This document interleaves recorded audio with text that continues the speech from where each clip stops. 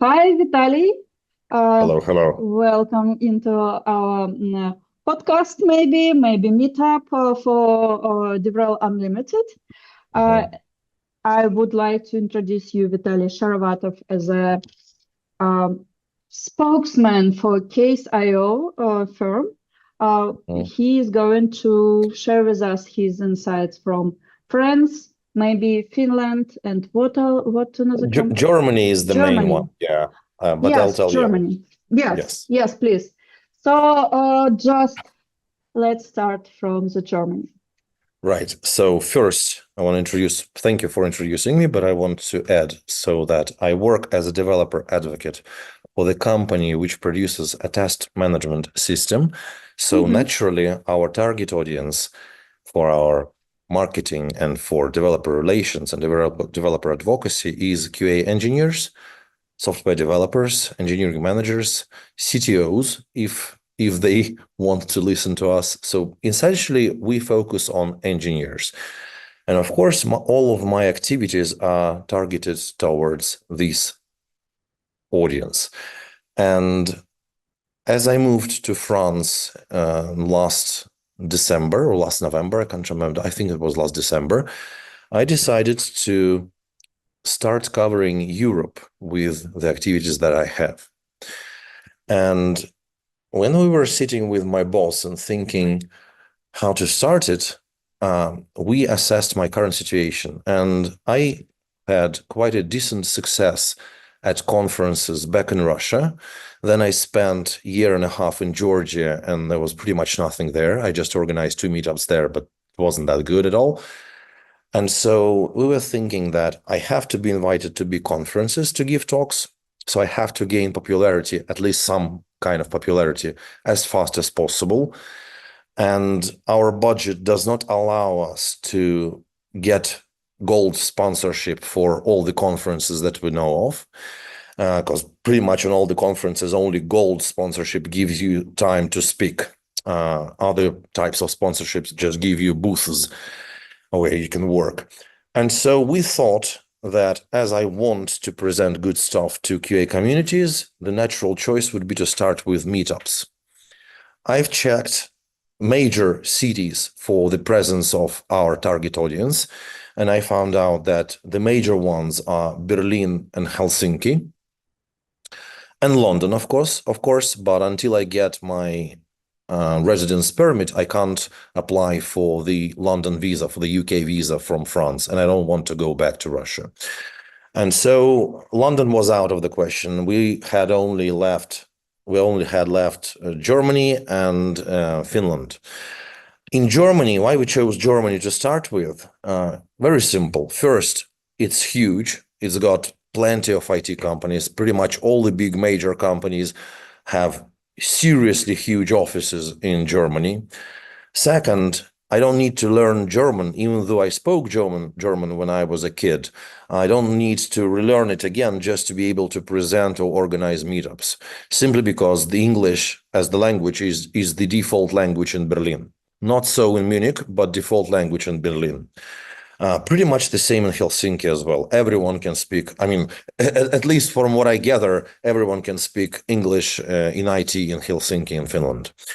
But in terms of Germany, it was just easier to start. I went to Germany for a week, attended 5 meetups in a row, tried sourcing the target audience from within those meetups. So it was backend meetups, agile meetups, front-end meetups. I tried to find who are these people whom I need to target. And it works really well. I attended those meetups. I connected to all the members on LinkedIn. I spent a significant cognitive and communicative effort on talking to them all live when we were spending our time after the meetups. I drank lots of beer and spoke to pretty much everyone. It was hard, but it was needed. Also, I spoke to venues, to the organizers, to those who provide space for the meetups. React Berlin meetup, for example, it's quite regular. It's every 2 months, and it changes venues all the time. So I had a few venues from them, a few venues from other meetups I attended, And ThoughtWorks, maybe you know it, it's a big consulting company, ThoughtWorks, really, really old, like 30 years already. They offer a free venue with free catering for anyone to organize a meetup at their place. But what they require is that you use their own meetup.com page. So they channel all the marketing to themselves, which makes kind of sense, right? I mean, we give you the venue, you give us everything else. And it works really well for us for 2 meetups in a row. First meetup, I think I tried advertising it in all the platforms and all the channels and all the possible mediums I could, like Telegram, Vastrik Club, IT Germany, Переделано Conf, all the various LinkedIn groups everywhere.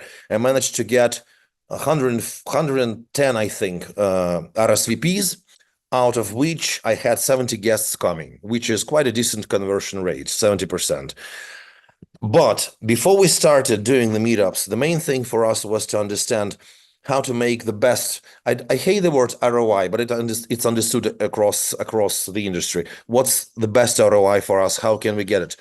The main way to compete with meetups in Germany, where every day you have 1 or 2 meetups, is to prep speakers really well and to have good topics. Because when you have, as I say, when you have 2 meetups during the day, one for front end, one for agile, people will go somewhere they know they will get good content, good quality content.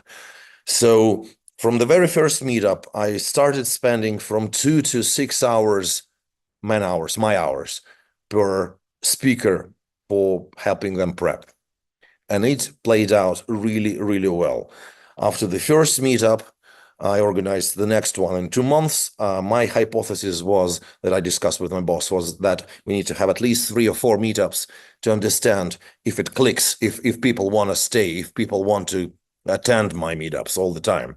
Because if I have the loyal community, then there will be some follow-up marketing materials which can make sense for our marketing.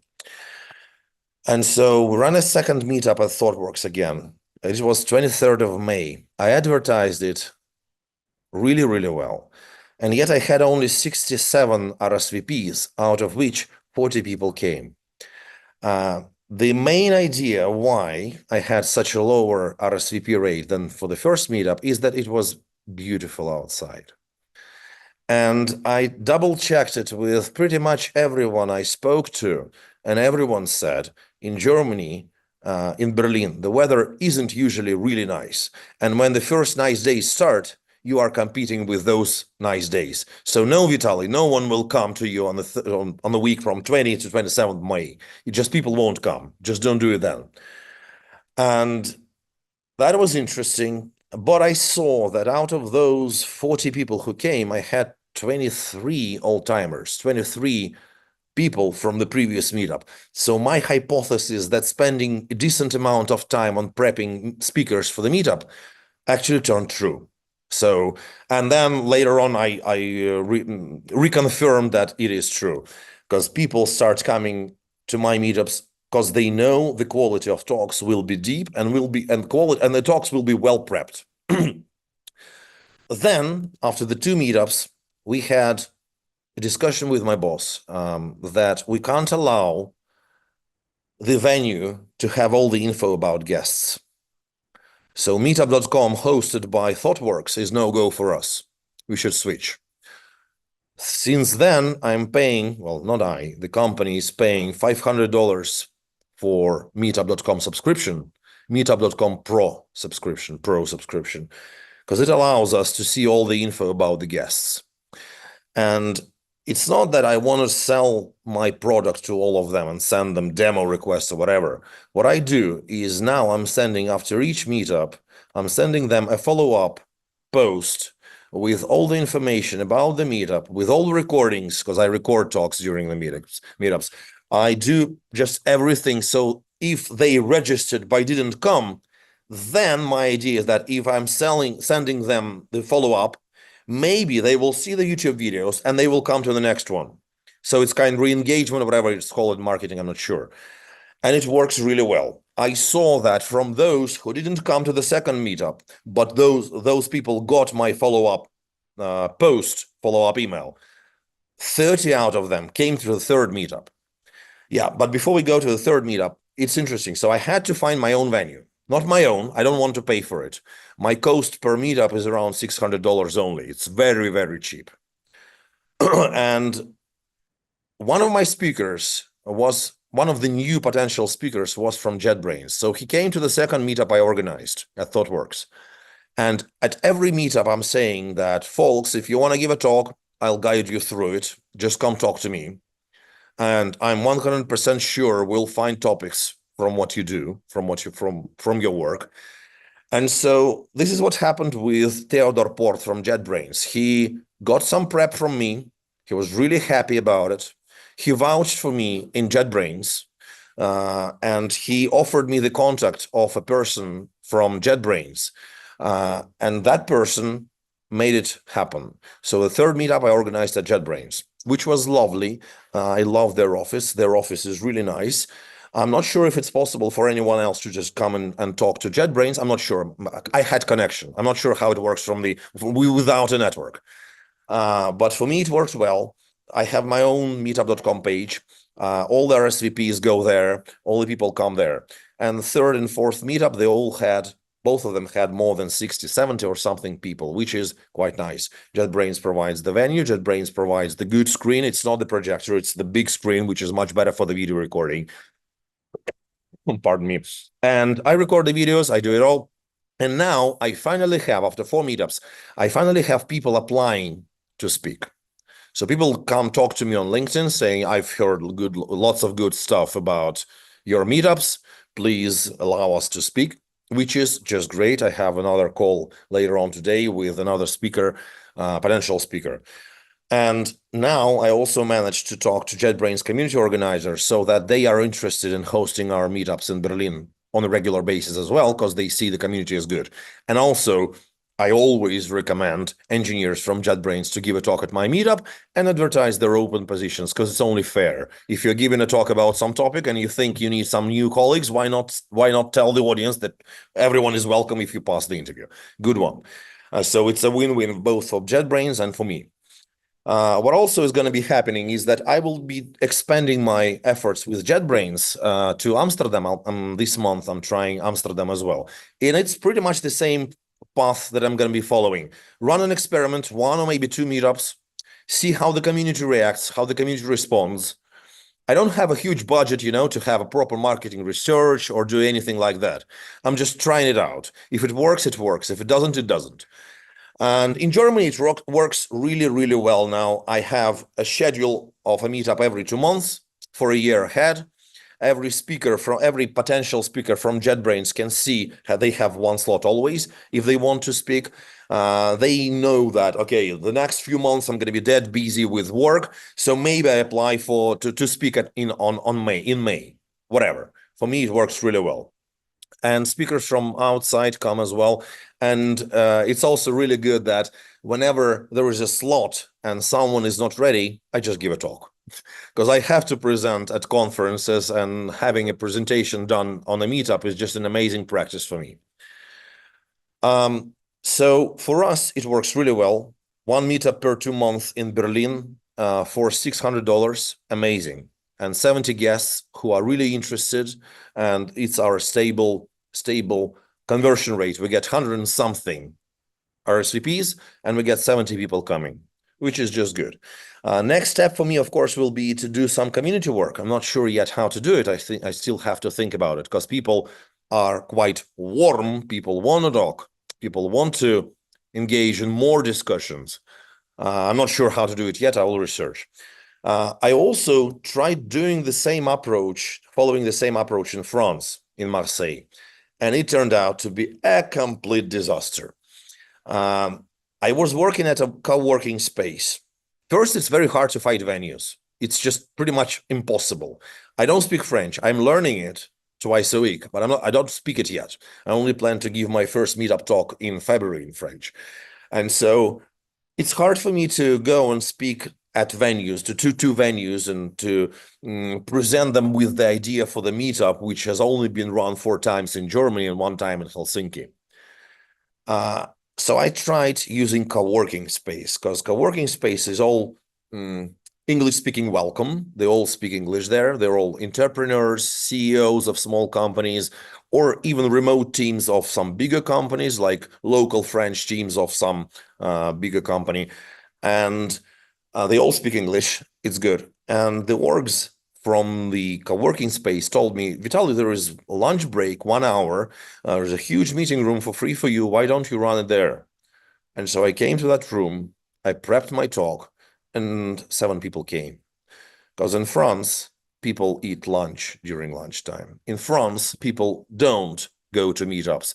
And I was also told that if I am to organize a meetup at a paid venue, if I rent the venue, I should not make it on Thursdays and Fridays in France, because Thursday is almost Friday, and Friday evening is out of question for people. People stay at home, and people leave work at time like 4 p.m., 4:30 p.m. There is no one in IT in France after 5 p.m. on Friday. And yeah, so it's interesting. Cultural differences do matter. In Berlin, it's such a boiling bowl of soup of different cultures and nationalities, and everyone can speak English. And even if they speak it poorly, they still will understand. They still will want to engage. They still will come to a meetup. So Berlin worked for us really well. In Helsinki, I organized just one meetup at Zalando using their meetup.com page. Unfortunately, they don't allow others to use their own. Fair enough. For them, it works really well. I've been told that at Helsinki, I can find a place, but it's going to take some time. So I'm doing my networking. I will rerun Helsinki a bit later, maybe next year. But I find it interesting to partner with JetBrains, because the company is really good, and they have decent offices in Munich, in Amsterdam, in Berlin, and that is the place that I'm focusing on. So yeah, that's pretty much it. I'll try some other places. I'll run experiments in Limassol. I haven't even touched this idea yet. I just have it, and I have approval from my boss. Fly there, do your stuff, Vitaly. I'm gonna do the same in Spain. I'm just exploring the communities, running the experiments rather than listening to someone or doing something else. I've been told that twice a month, once per 2 months is too often for a meetup. I don't think so. In Berlin, it works really well. If I wasn't too busy with other work, I would even possibly run it every month. So yeah, that's pretty much it. Great, thank you for your thoughts. Actually, previous speakers told us about Spain and Limassol culture, and there are some peculiarities among them. So just check it later when we post it. I have a question about Berlin, actually. I believe there are a lot of competitors in every area. Did you research how many QA meetups already launched, and what is the landscape here? Yeah, I checked it. Our competitors' browser stack now run the meetup, and I feel sorry for them, because the last time I had a meetup was a week ago, 2 weeks ago. I was back in Berlin running a meetup, and I had 70-something people, and they had 26 RSVPs. I'm not sure how many people they had. The main problem with competition, I mean, it's their problem, not mine, is that for some strange reason, meetups are perceived as something really, really cheap. It can be cheap in terms of money, but it ain't cheap in terms of prep. If you want to compete, make your talks really nice, make them really good, and then people will come.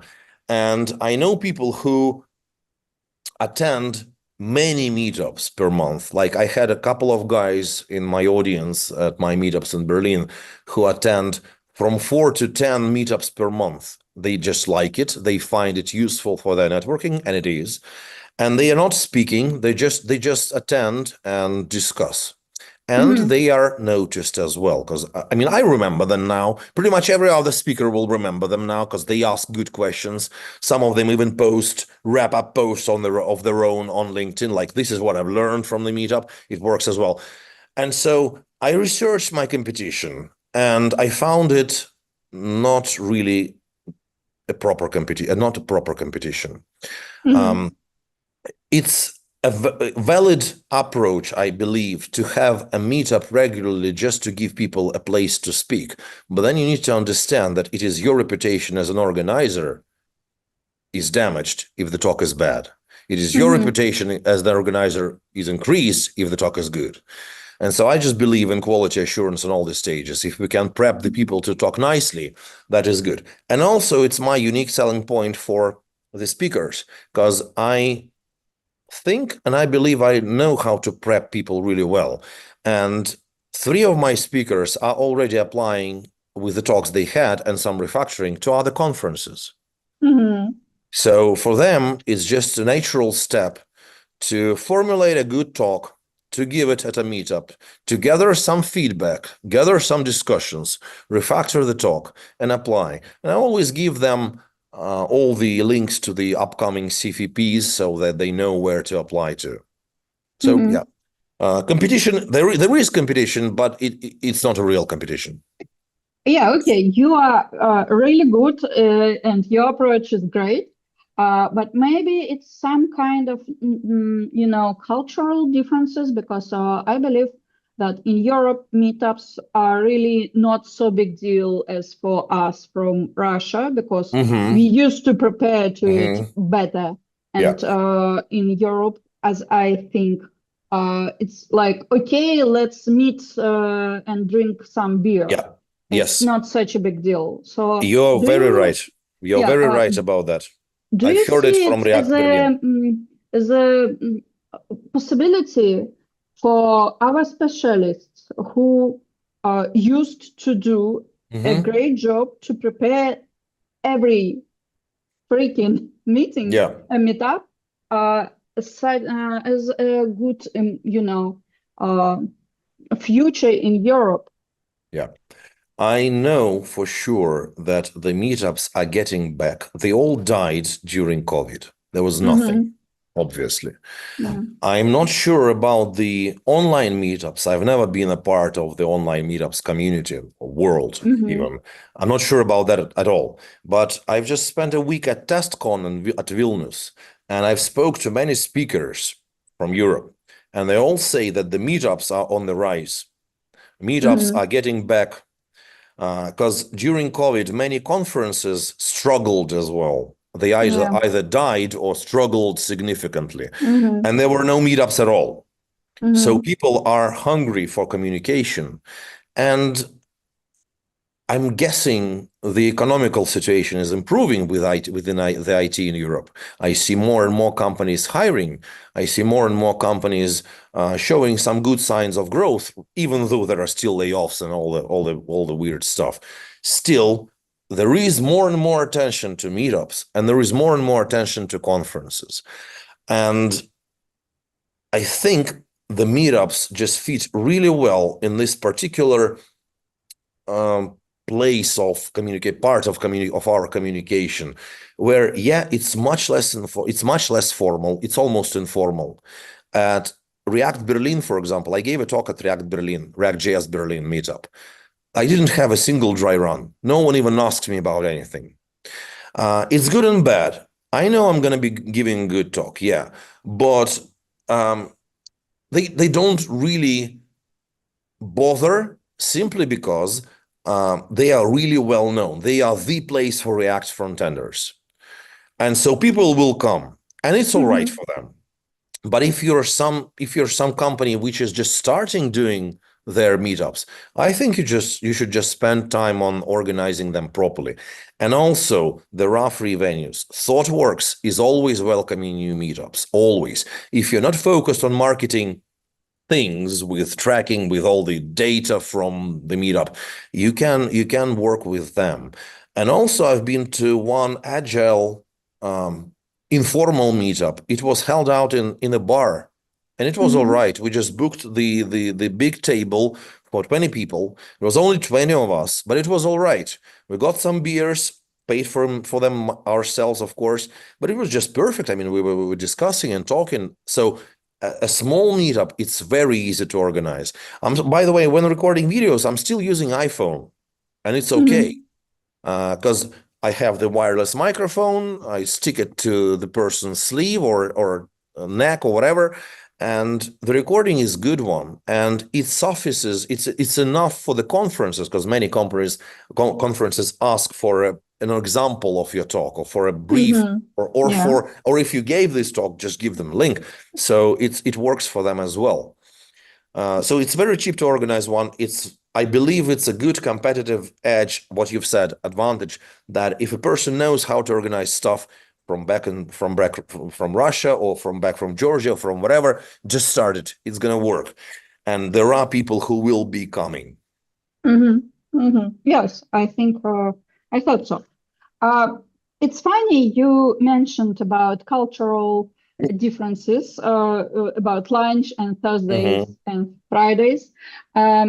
Previous our speakers told that people don't like to talk about work.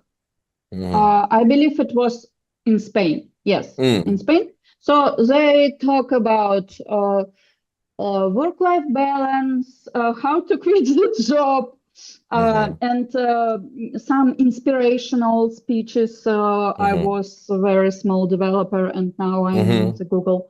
How are people in Berlin? Are they eager to discuss work at meetups? Oh yeah, I've had various speakers.